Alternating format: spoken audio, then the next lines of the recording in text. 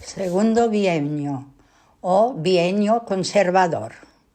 Este bienio ha tardado más en salir, pues resumir todos los hechos para que este vídeo no fuese ni largo ni pesado ha tenido sus dificultades. Espero haberlo conseguido. El bienio conservador, llamado bienio negro, abarcó desde noviembre de 1933 hasta febrero de 1936. Supuso la llegada de partidos conservadores al poder y la paralización de todas las reformas. En las elecciones generales celebradas en noviembre de 1933, las primeras de la historia de España en las que votaban las mujeres, 6.800.000 electoras censadas, cambiaron de forma drástica el panorama político español. La Católica Confederación Española de Derechas Autónomas, CEDA, de José María Gil Robles, se estrenó en las Cortes con 115 escaños, por lo que a los pocos meses de su creación se convertía en la primera fuerza política del país. Igual de sorprendente fue el hundimiento de Acción Republicana, el partido de Manuel Azaña, que pasó de 28 a 5 diputados. Los socialistas lo bajaron de 115 a 58 diputados y los radicales de Lerroux consiguieron 104, 10 más que en las anteriores elecciones. La nueva ley electoral, aprobada el 27 de julio de 1933, introdujo algunos cambios respecto a las que se aplicó en las elecciones constituyentes de junio de 1931. Se elevó al 40% la cantidad de votos requerida por una candidatura para triunfar en la primera vuelta, mientras que en la segunda, que se celebraría si ningún candidato llegaba a esta cifra, solo podían participar quienes hubiesen alcanzado el 8% de los votos. Además, se posibilitó el cambio en la composición de las candidaturas entre la primera y la segunda vuelta. Pero se mantuvo lo esencial, era un sistema electoral mayoritario de listas abiertas, que premiaba a las candidaturas que obtuvieran más votos, por lo que los partidos que consiguieran presentarse en coalición conseguirían mayor número de diputados que si se presentaban en solitario. Una de las razones de este resultado se encuentra el hecho de que la derecha se presentó organizada en coaliciones que se veían favorecidas por la ley electoral, mientras que la izquierda acudía dividida. Se dio, por tanto, una situación exactamente inversa a la de 1931. Por otro lado, la influencia del voto femenino ha sido muy debatida y es objeto de polémica entre historiadores. Para unos puede haber inclinado la balanza hacia la derecha debido a la mayor cercanía de las mujeres a la Iglesia, y que esta fue, de hecho, la interesante controversia sostenida en las Cortes del primer bienio por la socialista del Partido Republicano Radical Socialista, Victoria Kent, contraria al voto femenino, y la republicana radical Clara Campoamor favorable. Para otros, los resultados de las elecciones de 1936, en las que también votaron las mujeres, ganó la izquierda, invalidan tal argumento. Aunque el resultado favoreció al CEDA, sin embargo, no fue lo suficientemente amplio como para gobernar en solitario. De esta forma, Gil Robles no es llamado por Alcalá Zamora, a quien corresponde esta prerrogativa como presidente de la República, para encabezar el gobierno. La desconfianza sobre las intenciones de Gil Robles motiva la decisión. Hay que tener en cuenta que José María Gil Robles no había manifestado su adhesión a la República. Sostenía que las formas de gobierno eran accidentales. Daban igual mientras le permitieran conseguir sus fines. Y 2 meses antes de las elecciones había asistido como observador al Congreso nazi y anular las reformas del primer bienio. Si este plan no funcionaba, estaba dispuesto a buscar otras soluciones, lo que significaba convertir a España en una dictadura como se había hecho en Portugal y Austria. Por lo que el designado será Lerroux. Al presentarse el Partido Republicano Radical a gobernar con el apoyo de la CEDA. Para los radicales de Lerroux, la alianza con la CEDA tan solo intenta atraer a la derecha católica hacia la causa republicana. Para Gil Robles se trata de conseguir el control del gobierno, aunque sin permanecer a él, a la espera de ser llamado para gobernar. Las coincidencias entre el Partido Radical y el CEDA permiten dar marcha atrás a numerosas reformas emprendidas por el bienio reformista. El clero vuelve a cobrar sueldos del Estado, los colegios religiosos no cierran las puertas, se anuló el matrimonio civil y el divorcio. Además, los golpistas de 1932 son amnistiados. Las diferencias, por su parte, impiden la reforma del sistema político. El mayor varapalo es para el Partido Socialista, cuyo reformismo, lejos de afianzar su proyecto, le relega electoralmente. Temoroso de que el autoritarismo acabe con su supresión, tal y como ha sucedido en Italia o Alemania. El sector más izquierdista, encabezado por Largo Caballeros, radicaliza su discurso revolucionario. También se paralizó la reforma agraria. Las expropiaciones de tierras mal cultivadas fueron devueltas a sus propietarios y la congelación de arrendamientos fue anulada, permitiendo la libre contratación. Se suprimió la reforma religiosa, se entabló relaciones con la Santa Sede, restituyeron a los jesuitas y se volvió a establecer la enseñanza religiosa y se propuso un presupuesto para mantener el culto y el clero. Se estipuló la amnistía para todos los encarcelados por el golpe de Sanjurjo. Las medidas educativas no se hicieron por falta de presupuesto y en cuanto a las reformas del Estado centralista, el Estatuto catalán fue aceptado, pero el vasco se frenó. De hecho, frente a la relativa estabilidad del periodo anterior, las Cortes del segundo bienio dieron lugar a 10 gobiernos distintos, con una media de duración de 72 días. Por lo que el balance final del bienio hay que considerar que constituyó el fracaso del ensayo de una república de derechas y que lo más grave fue que provocó una fractura cada vez mayor entre los españoles. La inclusión en el Ejecutivo de 3 ministros de la CEDA en octubre de 1934, después de distintas crisis en el seno del gobierno, no provoca la involución prevista, pero deja clara su escasa vinculación con el proyecto republicano, por lo que desata un levantamiento revolucionario dirigido por el PSOE y la UGT, junto a Esquerra Republicana de Cataluña y el Partido Comunista.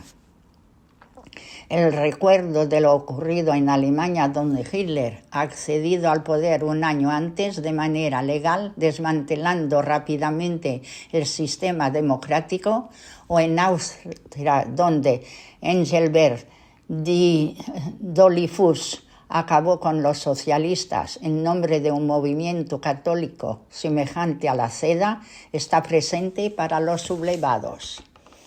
La noticia de un nuevo gobierno con participación de la SEDA da lugar, según lo previsto, a una huelga general con distinto grado de seguimiento en todo el país, pero rápidamente sofocada. En Cataluña el levantamiento fue respaldado por la Generalitat de Lluís Companys. El 6 de octubre de 1934, Cataluña vuelve a proclamar la República Catalana en protesta de la entrada de las tendencias monárquicas y fascistas de la CEDA en el gobierno, y se inició una manifestación que terminó con la represión del ejército y el encarcelamiento de Lluís Companys, de toda la Generalidad, de Largo Caballero y de Azaña. Pese a fracasar en Madrid, Cataluña y el País Vasco, el conflicto se extiende en Asturias, donde los revolucionarios se hacen con el control de toda la provincia, incluida Oviedo, su capital. Para poner fin al levantamiento es necesaria la intervención del ejército. Tropas africanas al mando del general Franco acaban con la insurrección. Más de 1.000 muertos, incluidos los fusilamientos tanto de religiosos por parte de los revolucionarios como de estos por parte de las fuerzas del orden, componen el balance de la contienda. Primera aproximación de lo que será un escenario de guerra total apenas 2 años después. En los meses siguientes a la Revolución de Asturias no hay tampoco un plan de gobierno perceptible, más allá de la represión de los revolucionarios o de los intentos de inculpar a Azaña en los hechos. Las discusiones en el Parlamento ocultan su infecundidad legislativa. Gil Robles, nombrado ministro de Guerra en mayo de 1935, coloca a algunos de los generales desafectos al régimen, como son Mola, Franco, Fanjul y otros, en los puestos más destacados del ejército. A lo largo de 1935, la política del Partido Radical fue interrumpida por los 2 sucesos de corrupción y entra en una profunda crisis. Los principales casos fueron el caso Estraperlo en 1935. Strauss y Pere Loven intentaron introducir en España unas ruletas trucadas y sobornaron a miembros del partido de Lerroux para que no denunciaran el fraude.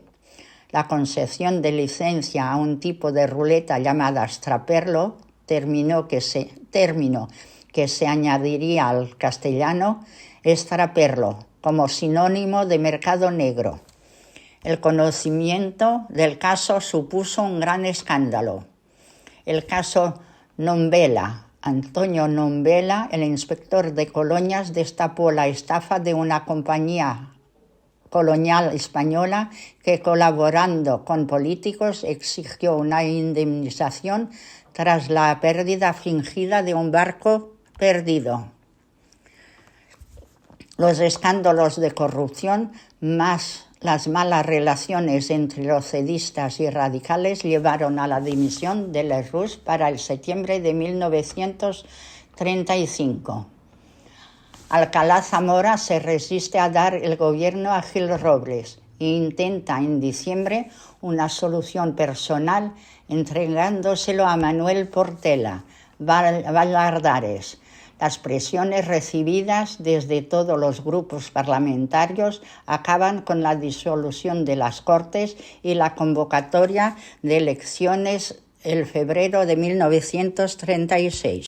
Elecciones de 1936. Tanto los grupos de derechas como de izquierdas forman listas comunes para agrupar el voto. La CEDA, temerosa de no conseguir la mayoría absoluta, organiza el Frente Nacional.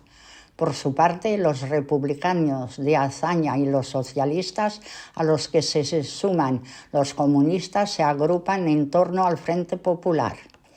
La campaña se desarrolla en un ambiente hostil. El resultado, en porcentajes de votos que no de escaños, es el de lo más ajustado. El Frente Popular consigue el 34,3% de los votos, que le suponen más de 250 escaños, mientras que el Frente Nacional, por su parte, alcanza el 33,2% de los votos, apenas 125 escaños. La victoria del Frente Popular supone la liberación inmediata de los presos de la Revolución de Octubre.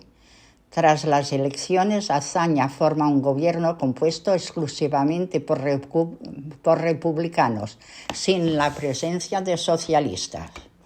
En abril de 1936 es destituido Alcalá Zamora de su cargo de presidente de la República por haber disuelto 2 veces las Cortes, tal y como prevé la Constitución, siendo elegido Azaña con la abstención de la derecha. En los meses que transcurren desde la victoria del Frente Popular hasta el inicio de la guerra, los conflictos de orden público son constantes. Los grupos revolucionarios inician una campaña de huelgas, ocupaciones de tierras y ataques a edificios religiosos. Por su parte, los falangistas insisten en provocar disturbios y en cometer atentados contra la militancia de otros partidos y fuerzas del orden.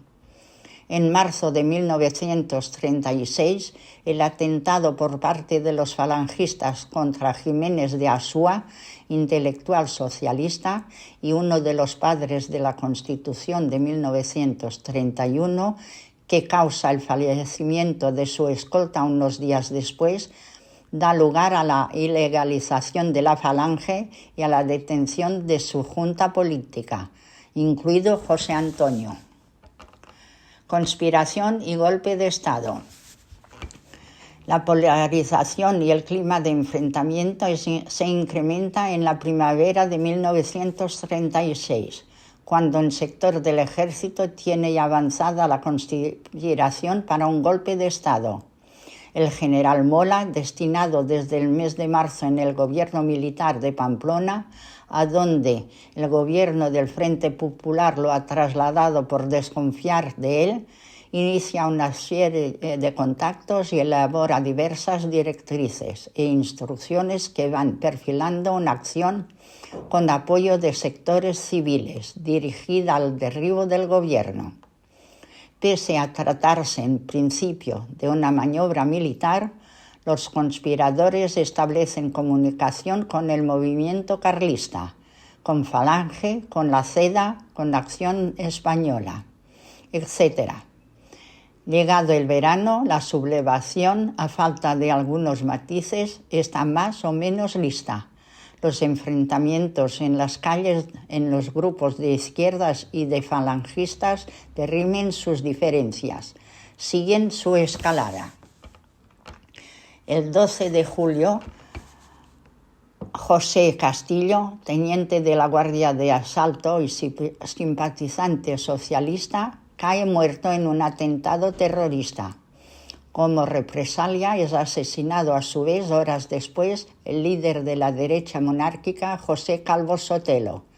Los funerales de ambos dan pie a refriegas entre radicales de izquierda y de derecha en el centro de Madrid. El gobierno, ajeno a la conspiración puesta en marcha por Mola, intenta solucionar el problema restableciendo el orden público. Sin embargo, no tendrá tiempo de casi nada al iniciarse el golpe de Estado, secretamente preparado en los meses anteriores por un importante sector del ejército. Durante el segundo bienio de la Segunda República Española, 1933-1936, la presidencia del gobierno pasó por varios líderes. Primer gobierno de Alejandro Lerroux, 1933-1934. Se caracterizó por la alianza con la CEDA, lo que provocó la primera crisis del bienio. A continuación, hubo Diego Martínez Barrio, del 9 de octubre de 1933 al 16 de diciembre de 1933, que sustituyó brevemente a Lerroux. Segundo gobierno de Lerroux duró del 16 de diciembre de 1933 a 3 de marzo de 1934. El tercer gobierno de Lerroux empezó el 3 de marzo de 1934 hasta el 28 de abril de 1934. A continuación hubo un gobierno de Samper. Duró de 28 de abril de 1934 al 4 de octubre de 1934. A continuación hubo el cuarto gobierno de Lerroux, desde el 4 de octubre de 1934 al 3 de abril de 1935. El quinto gobierno de Lerroux, del 3 de abril de 1935 al 6 de mayo de 1935.